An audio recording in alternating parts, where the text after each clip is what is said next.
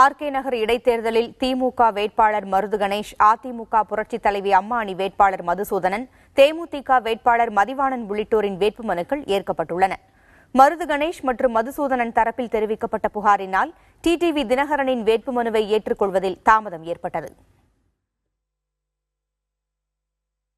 RK நகர் இடைத்தேர்தலில் போட்டியிடுவதற்காக தாக்கல் செய்யப்பட்ட 127 பேரின் வேட்புமனுக்கள் பொது பார்வையாளர் பிரவீன் பிரகாஷ் IAS முன்னிலையில் பரிசீலனை செய்யப்பட்டன.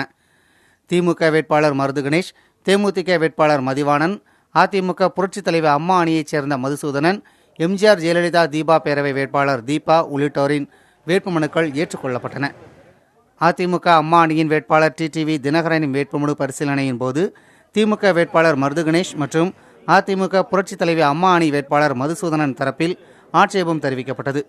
தினகரன் மீதான அந்நிய செலாவணி மோசடி வழக்கை அவர்கள் குறிப்பிட்டனர்.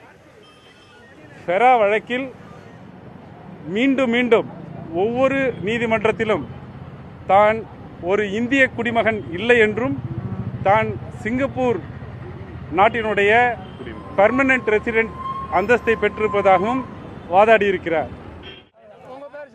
அதேவேளையில் வழக்கு தொடர்பான ஆவணங்கள் தினகரனின் சார்பில் தாக்கல் செய்யப்பட்டன. இதை ஆய்வு செய்த தேர்தல் அதிகாரி தினகரனின் மனுவை ஏற்றுக்கொண்டதாக அறிவித்தார். இதனால் மனு மீதான பரிசீலனையில் தாமதம் ஏற்பட்டது. திமுகவினரும் எங்களை விட்டு பிரிந்து சென்ற திரு பன்னீர்செல்வம் குழுவினரும் எப்படியாவது ஏதாவது சொல்லி யாரையாவது பிடித்து எப்படி இரட்டை இலை சின்னத்தை சதி செய்து முடக்கினார்களோ அதுபோல ஏதாவது செய்துவிட வேண்டும் என்று நினைத்தார்கள்.